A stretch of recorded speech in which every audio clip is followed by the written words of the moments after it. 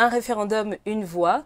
Nous accueillons Monsieur Axel Ayenoué, délégué spécial en charge du 4e arrondissement de Libreville. Bonsoir, monsieur. Bonsoir. Avec moi ce soir sur le plateau, nous avons Monsieur Karim Diengui, acteur politique. Bonsoir, monsieur. Madame Daniel, bonsoir. Nous accueillons Madame Nathalie Adet, chef d'agence à Air France. Bonsoir, madame. Bonsoir. Et bien sûr, avec moi, Joyce Akoma, journaliste. Bonsoir, Daniel. Tout de suite, nous allons suivre nos équipes sur le terrain qui ont pris le pouls de la population. On regarde. La Constitution, d'abord, par définition, c'est la loi fondamentale d'un pays. Alors, donc, si ce sont les lois fondamentales du pays, c'est-à-dire qu'elles sont là pour réguler le système de ce pays. Selon moi, je pense que le référendum, c'est déjà pour reconstruire les institutions, refaire un peu de l'ordre dans la société. C'est un exercice qui permet au peuple de changer le mode de vie, le mode de gouvernance. Et on change parce qu'il y a eu des insuffisances dans l'ancienne. Je voudrais qu'il y ait le changement dans mon pays pour apporter de nouvelles lois. Et j'ai beaucoup aimé les propositions qui ont été faites parce qu'elles sont à la rencontre de la population et du bien-être de la population. Et là, pour moi, c'est quand même une renaissance, surtout pour nous, pour nos enfants, pour les générations futures. C'est-à-dire qu'avec le temps, la mutation, elle est très importante. Alors, que représente une constitution pour un pays comme le Gabon, monsieur Ayenoué? La Constitution, pour un pays comme le Gabon, mais comme tout autre pays, constitue en réalité la maison mère des lois. La Constitution est le premier élément juridique d'un pays et le fondement, les racines même du fonctionnement d'un pays reposent sur ce texte qui s'appelle la Constitution et qui est appelé la mère. Le fonctionnement de toutes les institutions du pays. Vous qui êtes au cœur finalement en fait de la population en tant que maire aujourd'hui, quelles sont les préoccupations majeures des citoyens vis-à-vis de cette réforme? Les citoyens ont différentes préoccupations en fonction de leur quotidien. Général, de mon point de vue, les politiciens ont leurs préoccupations qui correspondent à leurs intérêts. Les populations du secteur public ont leurs préoccupations, celles du secteur privé ont leurs préoccupations, celles qui ont du mal à manger ont leurs préoccupations, celles qui ont du mal à se déplacer ont leurs préoccupations. Donc il y a différentes préoccupations qui diffèrent en fonction de la catégorie de citoyens. Ils vont parler de la nationalité. Certains vont parler des questions d'éligibilité pour être chef d'État. Certains vont parler des postes du gouvernement. Certains vont parler des lois au Parlement. Certains vont parler de leur liberté de se déplacer, leur liberté d'acheter des terrains. Chacun va avoir une sensibilité en fonction de la réalité qu'il vit. Mais il n'y a qu'une seule réalité qui est universelle pour tous les citoyens, c'est celle d'avoir une constitution, une loi qui assure le bien-être des populations. Nous l'entendons. Alors, Madame Adé, vous qui êtes binationale, qu'est-ce que cet article 43 vous inspire? Alors, l'article 43, comme je disais, évoque le fait que moi, je suis de mère gabonaise et de papa français. Je pense à l'éventualité des personnes qui sont nées au Gabon, de parents étrangers, comme j'en ai dans mon entourage. Je pense aussi aux enfants de pères et mères gabonais qui sont nés à l'étranger, comme les États-Unis. Ces personnes-là, eux, ont la possibilité, dans les années futures,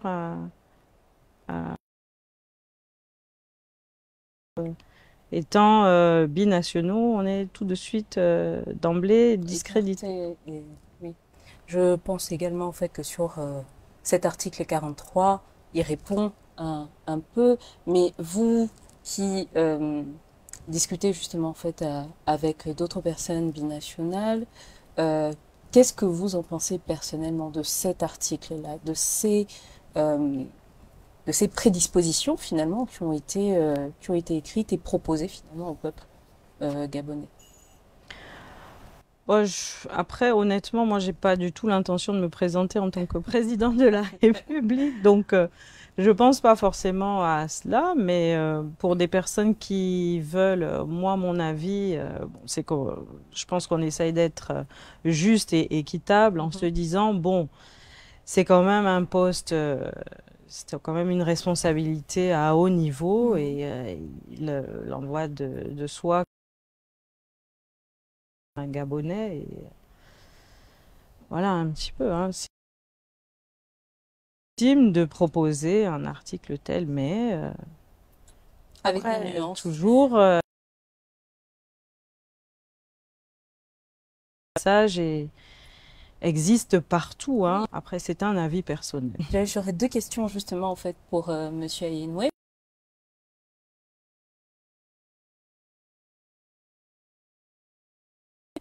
D'une mairie, il faut le dire. Est-ce que les citoyens sont bien informés sur les enjeux en fait du référendum? Bon, le citoyen lambda, vous savez, parfois s'interroge. Hein, le citoyen lambda, celui qui ne... Que les mairies, vous qui êtes proche des populations, qu'est-ce que vous faites pour que ces citoyens lambda puissent aussi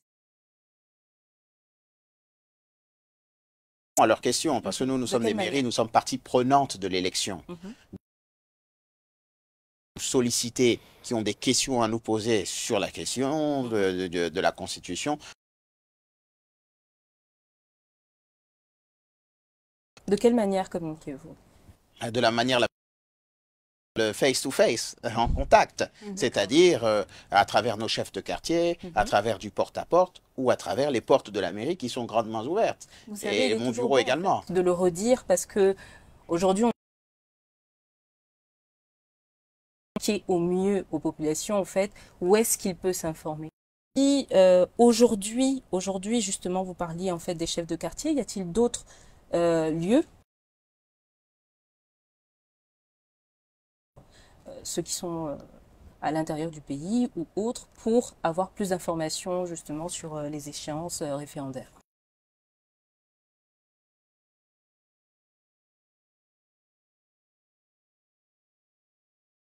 Institutions, que ce soit les mairies, les conseils départementaux ou le gouvernorat, qui est le représentant du ministère de l'Intérieur, qui est le représentant du président de la République. Donc, dans ces institutions-là, ils auront des informations suffisamment objectives sur la Constitution et sur des articles qu'ils n'arrivent pas à comprendre et à interpréter.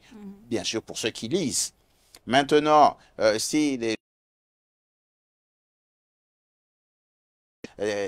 hommes politiques, de ceux qui déclarent le oui, de ceux qui déclarent le non. Mais pour avoir des avis objectifs, il faut se rendre dans des institutions, et notamment l'institution qui organise cette élection, le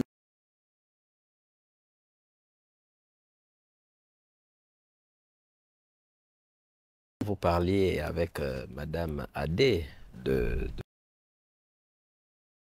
nationaux et elle faisait référence à un certain nombre de nés au Gabon ayant acquis la nationalité dans les règles de l'art. Je pense que la Constitution et vous pouvez avoir la suite du psaume 51 dans le psaume 48, dans le psaume 39 ou vice-versa. Ça voudrait dire que lorsqu'on tient compte des grandes lignes, des grandes aspirations, ensuite, il y a des lois, des décrets qui peuvent être prêts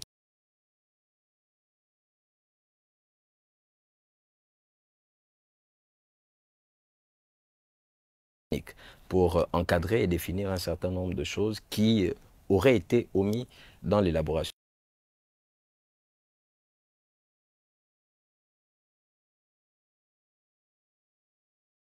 Dans notre pays. Lorsque on dit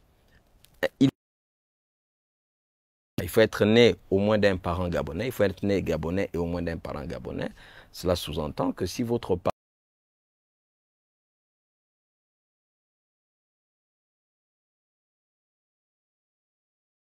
et donc, vous rentrez dans le cadre des binationaux qui ont au moins pour s'encadrer, il n'y a pas d'inquiétude à se faire à ce niveau. Et il faut aussi aujourd'hui amener la population gabonaise, auprès de la population gabonaise, le désir de s'informer, de s'imprégner de cette constitution. Il n'y a pas que toutes ces institutions, mais le gouvernement a mis donc à disposition de l'ensemble des Gabonais cette constitution par des mécanismes, notamment sur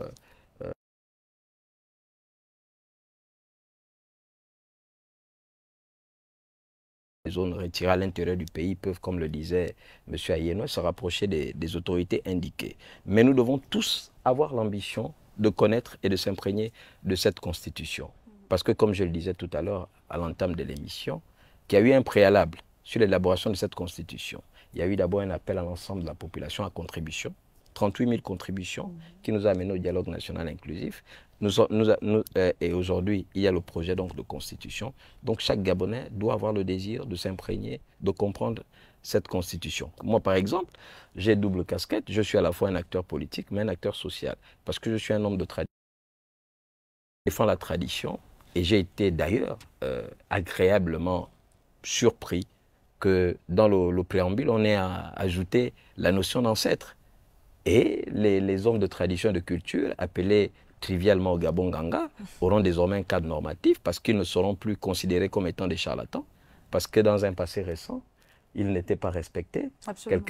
Quelqu'un pouvait décéder dans un temple alors qu'il y a des preuves qu'aucun chef traditionnel, aucun imam ne peut convoquer une assemblée pour assister à l'assassinat d'un individu.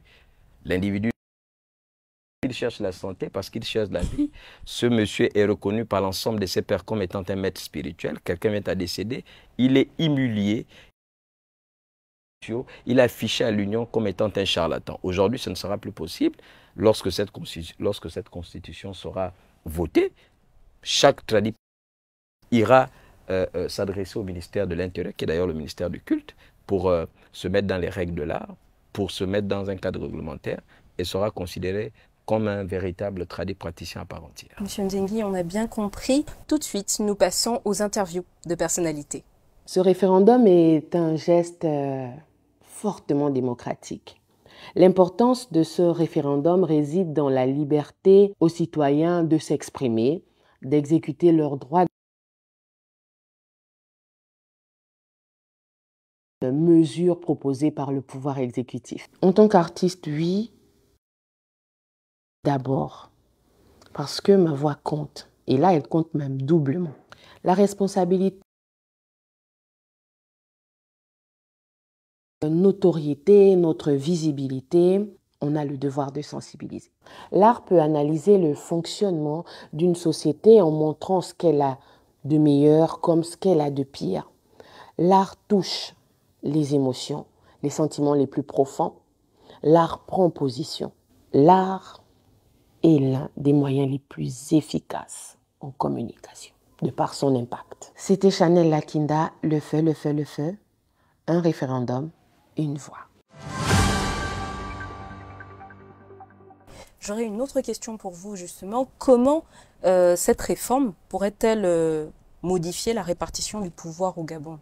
Laquelle? D'ailleurs, cette question est posée à tous. Mais écoutez, il y a la séparation de pouvoir. Il y a le pouvoir législatif, le pouvoir judiciaire et le pouvoir exécutif. Il y a donc clairement la séparation à ce niveau. Aujourd'hui, certaines voix s'élèvent, certains acteurs politiques, parce qu'il faut le dire que la question sur l'éligibilité du président de la République fait beaucoup de débat dans notre secteur, le secteur politique. Oui. Il y en a qui étaient avec nous, qui aujourd'hui deviennent des donneurs de leçons, qui estiment que cette constitution était à l'image d'un individu. D'abord, la constitution, elle est impersonnelle. Et donc, la constitution, la constitution n'a pas été rédigée pour que Karim Djengi soit président de la République. Mais Karim Djengi peut le devenir s'il le souhaite. La constitution n'a pas été rédigée pour qu'Oligui Nguema soit président de la République, mais il peut le devenir s'il le souhaite. La constitution, elle est impersonnelle. Et donc, toutes les réformes qui l'ont été pour que le Gabon et un fonctionnement normal.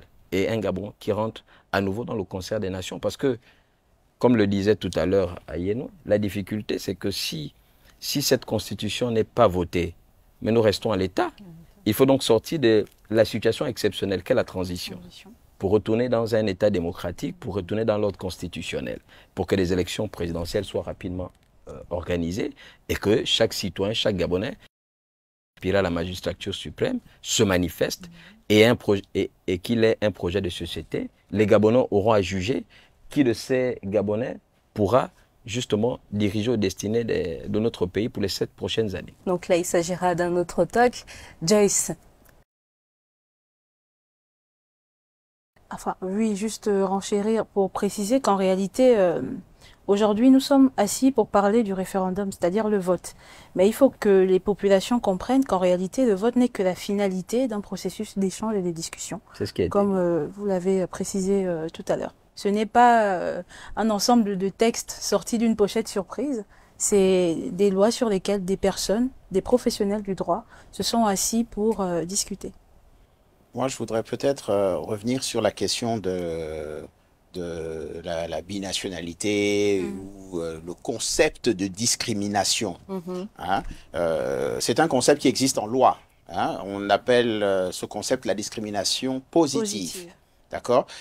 C'est une discrimination qui est mise en place pour favoriser l'intérêt du plus grand nombre. Choisir des critères d'éligibilité pour la plus haute fonction à la tête donc du pays, c'est tout simplement pour garantir qu'il n'y ait point d'intérêt ou de conflit d'intérêt. Et les conflits d'intérêts existent dans le monde entier. Et à partir du moment où votre cœur ou votre vie balance entre plusieurs pays souverains, il peut y avoir des conflits d'intérêts. Donc, chaque pays a sa manière, dans sa constitution, d'éviter autant que faire se peut des situations de conflit d'intérêts.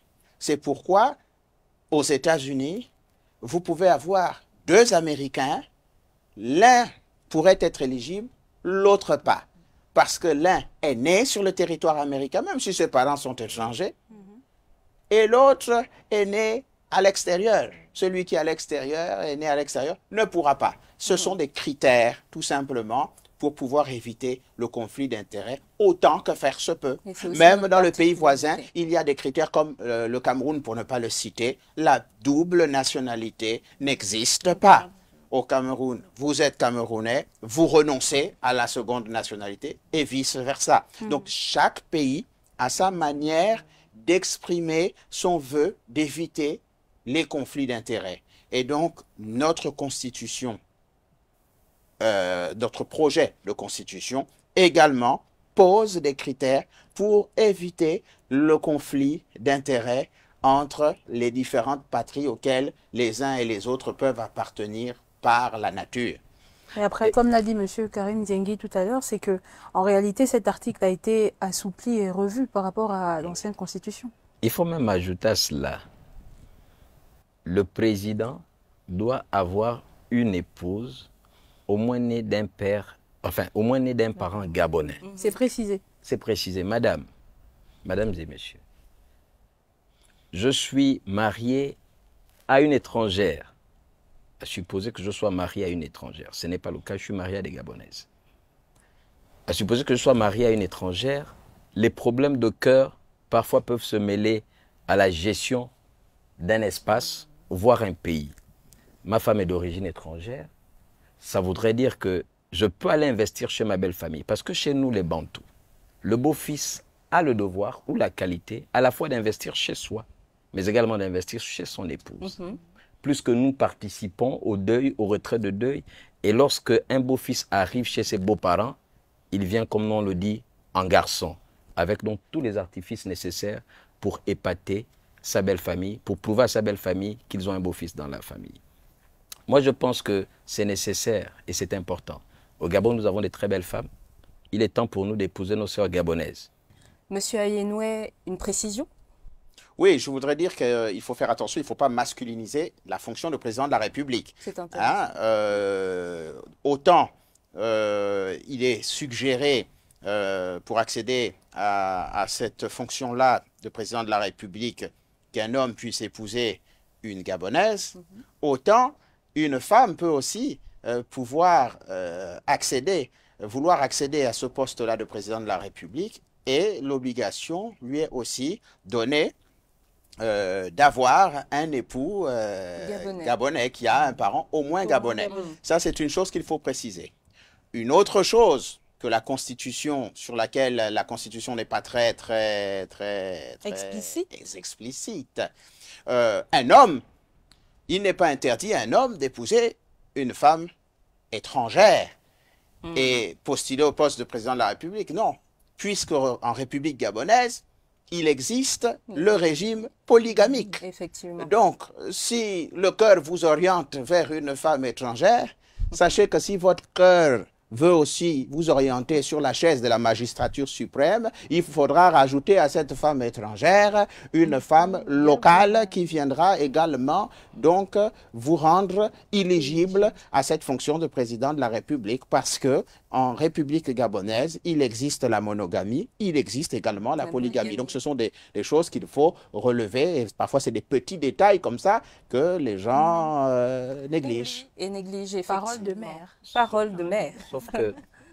Sauf que sur ce point, il faudra en temps utile que l'on précise que si celui qui aspire à la magistrature suprême, enfin, que l'on précise que celui qui va accéder à la magistrature suprême est au moins une femme née d'un parrain gabonais première. Parce que qu'est-ce qui va se passer?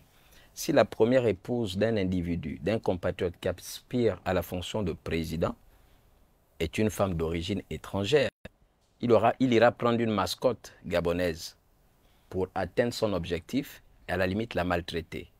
Parce qu'il faudrait que ce soit un choix de conviction et non un choix de circonstance. Sinon, on va tomber dans les choix de circonstances. Écoutez, moi je vais être président, mais j'aime ma femme qui est de nationalité française. Bon, il faut que je prenne vite une... D'où ses parents, ce sera une mascotte. Donc ce sera une femme de circonstance et non une femme de conviction. Il faut qu'au moins que les principes soient fixés dès le départ, que ce soit la première épouse qui soit gabonaise.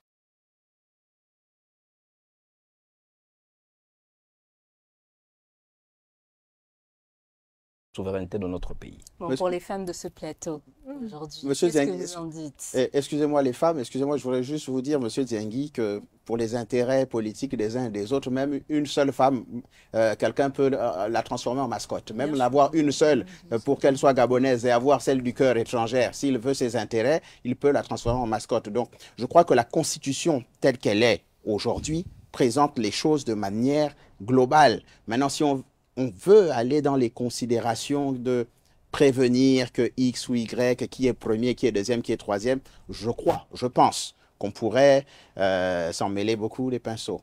Mais c'est mon avis, et je respecte effectivement également votre avis, mais peut-être que les femmes ont un autre avis que nous les hommes qui parlons des femmes. Madame Adé, qu'en dites-vous? Venant d'un maire qui propose le livret polygamique et le livret monogamique, moi je pose juste la question de savoir, bon, si la personne se présente et qu'il est déjà marié sous le régime monogamique, qu'est-ce qu'il fait? Il est obligé de le changer alors, monsieur le maire? Mais lorsque vous êtes marié, avec une femme sous le régime monogamique et que votre femme et vous avez le projet cette fonction de président de la République, et que si la femme est étrangère et qu'elle consent à vous accompagner dans ce projet, alors elle va consentir à vous ouvrir la porte de la polygamie.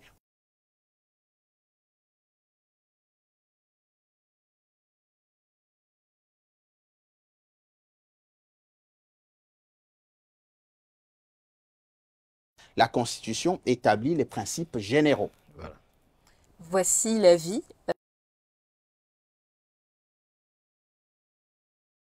d'un expert. Je suis Madame Rose Alogo Mengara, professeure principale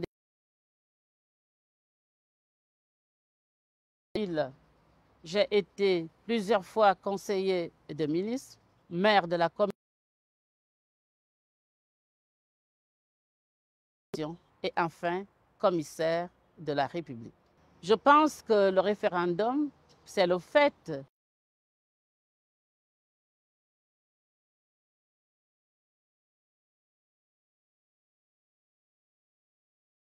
nationale.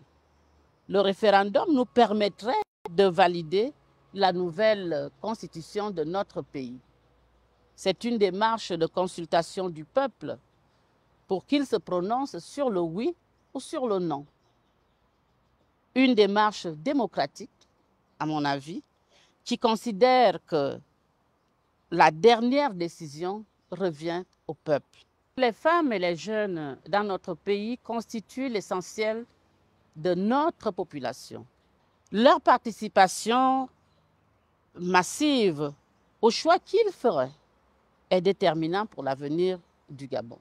Je pense que la question aujourd'hui n'est pas d'espérer sur les changements institutionnels parce qu'ils sont annoncés. Les changements institutionnels ont été déjà annoncés. Nous les espérons à long terme. Parce que les Gabonais attendent des organisateurs des élections que le processus soit transparent, que le dépouillement soit public, que la réclamation des résultats soit à la rigueur filmée. Cette méthodologie nous entraîne à ce qu'il n'y ait pas de jeunes, femmes, hommes et notables devraient